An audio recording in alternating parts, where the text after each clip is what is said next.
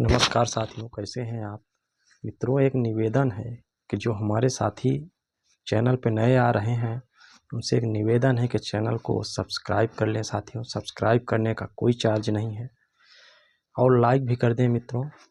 और वीडियो हमारी कैसी लग रही है उसको भी शेयर ज़रूर करिए साथियों। संजीव जो है स्नान करता है। स्नान करने के बाद तैयार हो रहा होता है। आज वह थोड़ा सा जल्दी में है क्योंकि उसने जो नया घर खरीदा है, उसका जो बंगला बन रहा है, उसको कई दिन से वह देखा नहीं है। तो वह वहाँ सुबह सुबह जाने के लिए जब तैयार होता है तो उसकी माँ आती है, कहती है बेटा खाना खा लो, नाश्ता करके जाओ। संजीव कहता है नहीं माँ जी, थोड़ा आज जल्दी में हूँ, बंगले पे जाता हूँ, त्योहार नज़दीक आ रही है, देखता हूँ वहाँ की कितना काम हुआ है, जितना जल्दी हो सके काम हो जाए। कुछ हिसाब भी देना है ठेकेदार को, मज़दूरों को पैसा देना है। तो माँ जी थोड़ा जल्दी जा रहा हूँ, प्रयास करूँगा कि जल्दी लौट आऊँ। राजीव अपने मैनेजर के साथ अपने उस स्थान पे जाता है जहाँ उसका बंगला बन रहा है। जब वहाँ पहुँचता है साथियों तो क्या देखता है कि जब वहाँ पहुँचता है, गाड़ी से उतरता है, उसी समय देखता है कि ठेकेदार अपने मज़दूरों को डांट रहे हैं कि काम थोड़ा जल्दी जल्दी करिए। ये स्वाभाविक सी चीज़ें हैं साथियों। कंपनी हो चाहे बड़े अधिकारियों के पास जो छोटे नौकर होते हैं, अगर जब मालिक के आने का होता है तो प्रक्रिया सभी लोग सतर्क हो जाते हैं और थोड़ा सा सक्रियता से काम करने लगते हैं। तो ये तो आम बात है। जब संजीव वहाँ पहुँचते हैं तो देखते हैं कि मालिक इनके ठेकेदार जो है अपने लेबरों को कह रहे हैं कि काम थोड़ा जल्दी जल्दी करिए। तमाम चीज़ें जब ये देखते हैं तो क्या देखते हैं कि एक महिला को ठेकेदार जो है डांट रहा है कि एक महिला को लगातार ठेकेदार डांट रहा है क्योंकि वह महिला 2 दिन से काम पे नहीं आई थी। तो ठेकेदार उसको कहता है कि तुम कहाँ थी, 2 दिन से बताओ तुम काम नहीं। महिला बताती है, उससे निवेदन करती है कि साहब मैं बीमार थी, क्या करती, आने की स्थिति नहीं थी, लेकिन लगातार उसको डांटे ही जा रहा था। इधर संजीव जब आगे बढ़ते हैं तो क्या देखते हैं कि जिस महिला को वह ठेकेदार डांट रहा है, वह महिला, उस महिला पर संजीव की नज़र पड़ती है तो संजीव देखते ही रह जाते हैं साथियों। एक टक वो उस महिला को देख रहे हैं, अचानक से महिला की भी नज़र उन पर पड़ जाती है और वह महिला इनको देख रही है और रोने लगती है। एक टक वह देख रही थी, अब दोनों एक दूसरे को देखते हुए खड़े हैं साथियों। उधर ठेकेदार जो है जब संजीव को नज़दीक देखता है तो चुप हो जाता है। अब जब दोनों एक टक देख रहे रहते हैं साथियों तो आपको बता दें कि ये वह महिला है जिसका बंगला बन रहा था, उसी की तलाकशुदा पत्नी होती है, जिनका नाम सुलेखा था साथियों। सुलेखा और संजीव का कुछ दिन पहले डिवोर्स हुआ था। डिवोर्स में लेकर सुलेखा जो है अपने मायके में रहने लगती है, लेकिन समय और स्थितियां कब किसकी बदल जाएं ये किसी को पता नहीं होता मित्रों। पहली बात तो ये स्थिति ना आने पाए, लेकिन अगर आ भी गई, आजकल तो कॉमन सी बातें हो गई हैं। जब दोनों का डिवोर्स हुआ था सुलेखा और संजीव का साथियों, तो कोर्ट ने आदेश दिया था, संजीव ने उनको काफ़ी पैसे भी दिए थे। उस समय संजीव की स्थिति ऐसी नहीं थी, पैसे भी बड़े मुश्किल में संजीव एकत्रित करके सुलेखा को देता है। इधर उधर से लेकर कोर्ट का आदेश था, देना पड़ा। अब सुलेखा संजीव को देखकर रो रही है, उधर संजीव भी एक टक सुलेखा को देख रहा है साथियों, क्योंकि वो गुजरा हुआ कल था, आज सामने मिल गया। काम करने वाले लोग थोड़ा देखते हैं साहब को तो हैरान से होते हैं। महिला को देखकर भी हैरान हैं कि यह कौन महिला है जो साहब के सामने खड़ी है और रो रही है। साहब भी उसको देखकर एकदम भावुक से खड़े हैं। अब किसी को नहीं समझ में आ रहा है कि यह महिला कौन है। अब संजीव महिला से कुछ बात करते हैं, सुलेखा से कुछ आपस में बातचीत इनकी होती है। साथियों, यह 2018 की स्टोरी है। संजीव अकेला है अपने घर में, उसकी माँ है, पिताजी एक्सपायर हो चुके हैं। 2018 में दोनों की शादी होती है और सुलेखा की एक बड़ी बहन है, उसकी भी माँ है।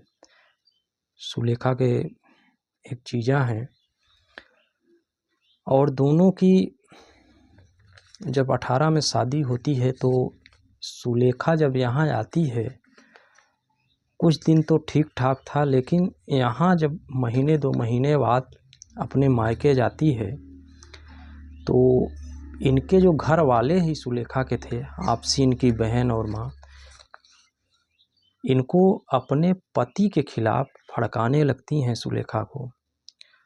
क्योंकि संजीव के पास पैसा था, ये सब जानते थे, तो उस पर दबाव बनाने लगते हैं पैसा का।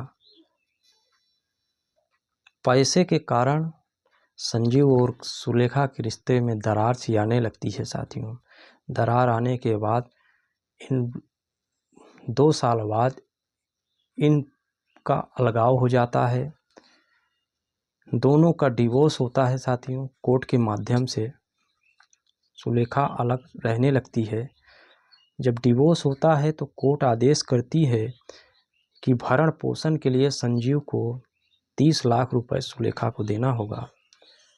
तो संजीव के पास तो पैसे नहीं होते साथियों, लेकिन वह चूँकि कोर्ट का आदेश था तो वह इधर उधर से उसकी व्यवस्था करता है। पैसे देने के बाद साथियों संजीव एकदम अकेला सा हो जाता है, क्योंकि अब माँ है और वो है, पत्नी थी साथ में, वो भी चली जाती है। वह घर पर अकेला रहने लगता है। माँ कहती है, बेटा ऐसे कैसे काम चलेगा, पत्नियाँ तो और मिल जाएंगी, लेकिन तुम कुछ काम धंधा करो। घर पे बैठा रहता है। अब संजीव कुछ विचार करता है साथियों, उसको भी समझ में आता है कि भी ज़िंदगी बहुत बड़ी है। धीरे धीरे कुछ दिनों बाद वह उस कम से बाहर होने लगता है और एक कंस्ट्रक्शन में वह बिल्डिंग बनाने का काम शुरू करता है। चूँकि पढ़ा लिखा पहले से ही था साथियों, जब काम शुरू करता है संजीव तो उसका धीरे धीरे तो पहले काम बहुत स्लो चलता है साथियों। कोई भी काम करिए तो तुरंत एकाएक ग्रोथ नहीं करता, कुछ समय लगता है। कुछ समय, साल 2 साल बीतते हैं, 4 साल, उसका काम बहुत अच्छे से चलने लगता है। जो काम करता बहुत मजबूती के साथ करता है, मन लगा के काम करता है। संजीव का काम धीरे धीरे साथियों कारोबार बढ़ने लगता है। जब कारोबार काफ़ी बड़ा हो जाता है तो उसके साथ काफ़ी नौकर चाकर रहने लगते हैं साथ में साथियों। हर काम देखने के लिए अलग अलग स्टाफ रखता है। काम में गाइडलाइन करने के लिए मैनेजर भी रखा जाता है। साथ में संजीव हर काम का गाइड करता है। संजीव का एक बंगला आगरा में बन रहा है, जो अभी नया बंगला बन रहा है, उसी को देखने यहाँ संजीव आया हुआ था निरीक्षण के लिए, कुछ अपने मैनेजर्स के साथ। क्योंकि अभी विजयदशमी का त्यौहार आने वाला था, महीने 1.5 महीने में वह सोचता है कि इसी त्यौहार में इसका गृह प्रवेश कर लिया जाए और माँ के साथ यहीं रहूँगा। वह ऐसा विचार करता है तो अपने मैनेजर के साथ वहाँ पहुँचता है। जब वहाँ पहुँचता है तो ये सब स्थितियाँ देखता है। उधर जब घर से निकलने का होता है संजीव की, तो उसकी माँ भी समझा रही थी साथियों कि बेटा, वो बिना नाश्ता करे ही उस दिन निकलता है संजीव। माँ कहती है, बेटा काम तो ज़िंदगी भर रहेगा, नाश्ता करके निकलो, आराम से निकलना, कोई जल्दबाजी नहीं है। सारी ज़िंदगी काम ही करोगे। लेकिन चूँकि उस दिन उसको जल्दी होता है तो अपने स्टाफ के साथ संजीव निकल जाता है और वहाँ पहुँचता है जहाँ काम चल रहा था। जैसे ही संजीव अपनी तलाकशुदा पत्नी को देखता है तो दोनों देखते ही रह जाते हैं मित्र। तो संजीव कहता है, सुलेखा तुम इधर कैसे? तुम्हारे पास तो पैसे भी काफ़ी थे, मैंने ही दिए थे।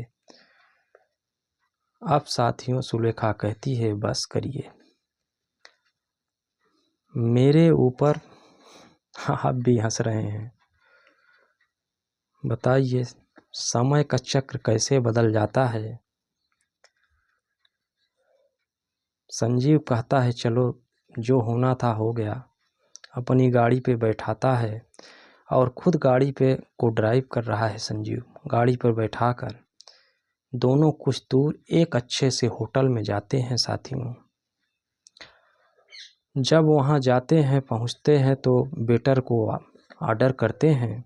संजीव नाश्ता मंगाता है। अब दोनों नाश्ता कर रहे होते हैं। साथियों संजीव सुलेखा से पूछता है, ऐसी क्या बात हो गई जो तुम्हारी ऐसी स्थिति है? सुलेखा रोने लगती है। साथियों अब स्थिति तो परिस्थिति में बदल गई।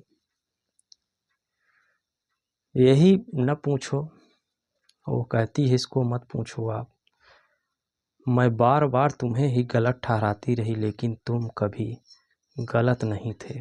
सुलेखा कहती है कि हमने आपको बार बार गलत ठहराया लेकिन आप कभी गलत नहीं थे। इन सब बातों के लिए मेरे जीजा, मेरी बहन, मेरी माँ जिम्मेदार हैं।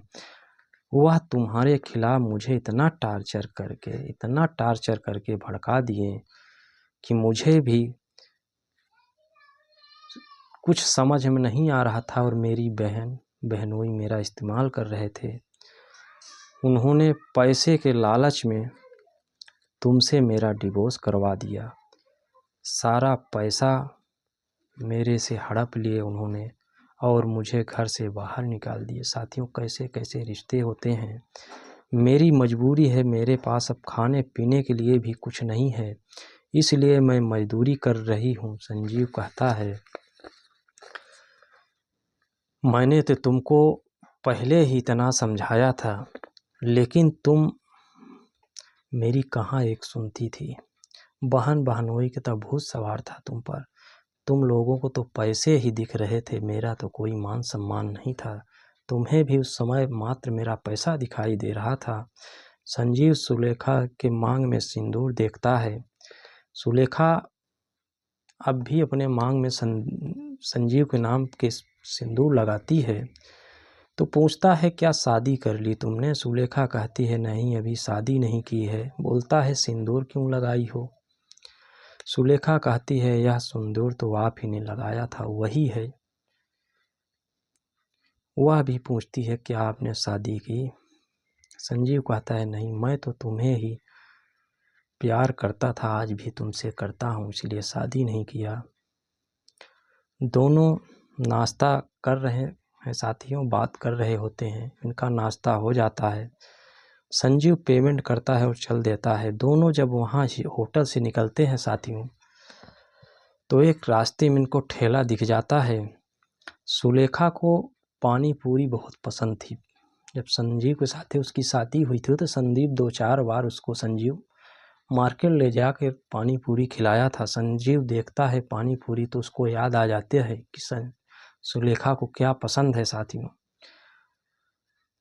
संजीव कहता है, आओ तुम्हें पानी पूरी बहुत पसंद सी, आओ साथ में खाता हूँ और तुम्हें खिलाता भी हूँ। दोनों जाते हैं साथ में, चर्चा भी करते हैं। संजीव कहता है, सुलेखा तुमने जब मेरा साथ छोड़ा था मेरी स्थिति बहुत ख़राब थी। उस समय मेरी स्थिति बहुत ही ख़राब हो गई थी। मेरे पास तो तुम्हें देने के लिए कुछ था नहीं, लेकिन भगवान की कृपा है कि आज मेरे पास पैसों की कमी नहीं है। तुम्हारे लिए मेरे दिल में उतना ही प्यार आज भी है जितना डिवोर्स से पहले था। साथियों ये तो सौभाग्य ही कहें कि कोई लड़का किसी लड़की को डिवोर्स के बाद भी इतना पसंद करे, वो भी आज के समय में। साथियों एक निवेदन है कि तो चैनल को जो लोग देख रहे हैं थोड़ा सा लाइक और सब्सक्राइब भी कर दें। क्या तुम्हारे दिल में मेरे लिए जगह है? संजीव सुलेखा से पूछता है, क्या तुम मेरा साथ दोगी, मेरे घर चलोगी? सुलेखा अब निःशब्द है। जो गलती किए रहता है उसके पास पछतावा के सिवा कुछ नहीं होता। अब वह कुछ बोल ही नहीं पाती। अब सुलेखा के पास कोई शब्द नहीं थे साथियों। संजीव कहता है, घर मेरा ही नहीं है, वह घर तुम्हारा भी है। उसको गाड़ी में बैठाता है और घर ले जाता है साथियों। घर ले जाकर, चूँकि अब अच्छा खासा संजीव का घर बना था, पहुंचता है। पूर्व में तो ये स्थिति थी कि घर खटखटाने से खुलता था, अब बेल बजाने से खुलता है। वहाँ बेल बजाया जाता है। बेल जब बजती है तो माँ अंदर से आती है साथियों। गेट खोलती हैं, कहता है, माँ आपकी प्रिय चीज़ लेकर आया हूँ।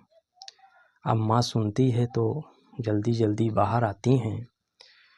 जिसको आप दिल जान से चाहती है, तो माँ इतना कहते ही माँ जैसे ही गेट से बाहर निकलती हैं साथियों, तो क्या देखती हैं कि सुलेखा को देखती हैं तो दौड़कर, एक माँ है साथियों, बहू से कितना प्यार करती हैं कि दौड़कर अपनी बहू को गले लगा लेती हैं। उनको ये भी सुध नहीं है कि ये वही मेरी बहू है जो मेरे घर को बर्बाद कर कर चली गई है। मेरे स्थिति इतनी ख़राब हो गई थी कि पैसे देने के लिए नहीं था, लेकिन पुलिस केस की, कोर्ट के माध्यम से इसको पैसा भी देना पड़ा। वो सब बिसर जाती है और जाकर लिपट जाती है अपनी बहू से साथियों। दोनों एक दूसरे को रोने लगती हैं। सुलेखा भी सासू माँ के पास जाकर लिपट जाती हैं। उनको अपनी सारी गलतियों का एहसास होता है साथियों। माँ बहू के अंदर खो सी जाती हैं। कुछ टाइम बाद अब दोनों एक दूसरे को गले मिल रहे हैं साथियों। 10-5 सेकंड होता है। संजीव कहता है, माँ अंदर भी ले चलोगी बहू को? अंदर ले जाते हैं। घर में स्थितियां बदल चुकी हैं, नौकर चाकर भी हैं।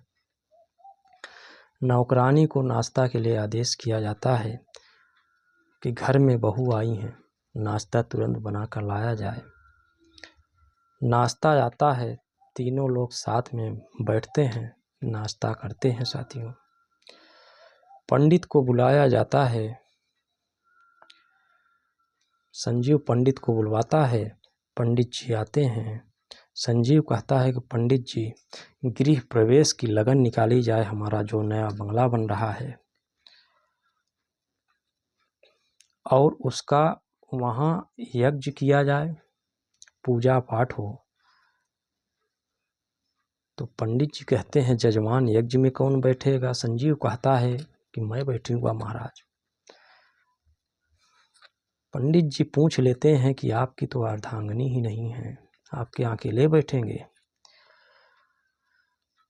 तो संजीव कहता है कि पंडित जी, उसकी आप चिंता मत करिए। मेरी पत्नी चली गई थी, ठीक है, हम लोगों का डिवोर्स हो गया था,